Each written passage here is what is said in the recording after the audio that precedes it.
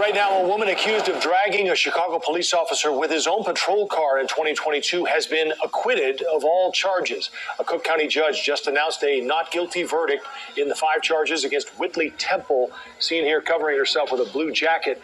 In court, prosecutors said an officer found Temple naked in the street in West Garfield Park in 2022. They said she then stole his squad car, ran him over, and sped off down I-90. She eventually crashed into 4 cars. Temple's attorney argued she was in a psychotic state at the time and said it's a textbook insanity case. Chicago woman Whitley Temple found not guilty by reason of insanity, as you guys heard the news there. Now, I just want to point out that is different than competency. Very often during court cases in the news and whatnot, I'm sure you've heard of competency hearings where they'll find if someone is competent to stand trial or not. There will be an evaluation for someone facing charges. If the person is found incompetent to stand trial, the charges cease to exist on those grounds. But that is not what happened in this case. This woman did face charges, did go through the court case, and as you heard, the verdict from the judge, as this was not a jury trial, this was a bench trial. When you're going through the court of law, the court process, I'm sure when most people think of a trial, they think of jurors, which typically, I believe, way more often than not is what ends up happening. But they can also elect to face a bench trial where the judge decides the fate of the defendant, and that's just what it is. And that is what happened in this case. And as you can see online in different communities, crime communities and whatnot, a lot of people are up in arms and they're talking about racial stuff and debates of that nature. Everyone comment and let me know your thoughts about this case, the verdict, all these discussions going on where people are saying because it was a black judge, they let this woman off. And then there's also a lot of political narratives being spun as well, which seems to happen with everything nowadays. Everything seems to turn political. I personally don't really delve into all the political stuff, but with all these different narratives going on, I asked, does anyone think that the verdict may indeed just be what it is, that this woman wasn't sane when this all went back down in 2022 and still to this day has issues with her sanity and mental health as part of this whole verdict? She is not just totally free and clear. She has a court hearing where they have to, map out and come together with a treatment plan to help her get herself back together and deal with her mental illness, as mental illness is a very real thing. And if you hear this whole case, that this woman was found naked in a park when the police officer was talking to her and all that, you see the footage, what went on. She flipped out, drove off. He ended up being okay, being flung like that, just ended up having some stitches to his head.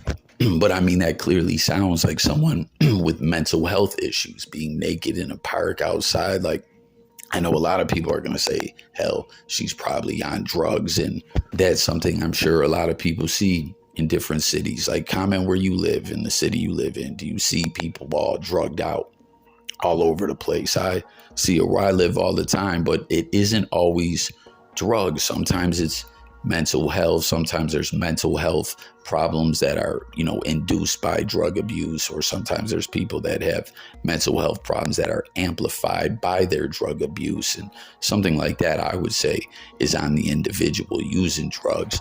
But sometimes people just have severe mental health issues. And what I'm getting at is, with this case, everyone being so up in arms, creating these narratives about, oh, it's a black judge. It was a setup. They asked for the bench trial because, there was some ish going on behind the scenes. And, they knew the judge was going to give that verdict and looked out for this woman.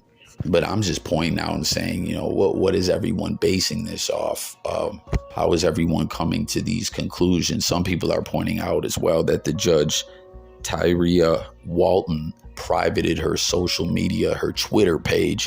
But I'm just saying, the description of everything that happened definitely could sound like mental health issues as well. Now, while this court case was pending, this woman actually got a job with Chicago Department of Family Services as their lead accountant. But I guess the job didn't last long. She was fired, and that's something else that could possibly be a sign of mental illness. I mean, listen, there's people from all walks of life, all backgrounds, rich, poor, black, white, etc., that have mental health issues. And the same goes for drug use.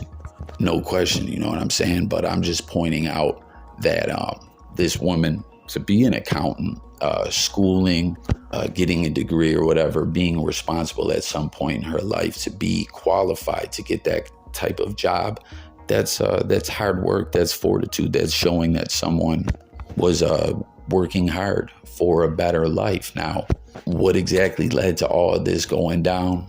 There's not a lot of info out there about the case that I've really found. I'm just kind of bringing this to you guys on the fly, as I see it's just such a big, heated debate and discussion right now. Again, all the racial and political narratives. But anyone out there, if you did follow the case more closely and you have more information about the case, please comment below, as well as everyone else. Like I said, I want to know everyone's thoughts about it being a bench trial, about the verdict, drug abuse, mental health issues. Let's talk about it all in the comments below. But it's just wild to me a lot of the times, the way, people will put together scenarios or different narratives that get spun with not really, much info.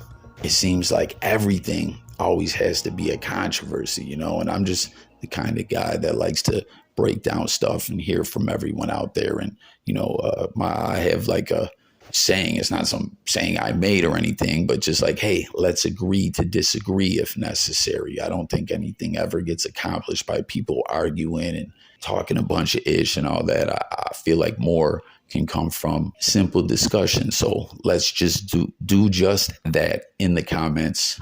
Let's talk about it all.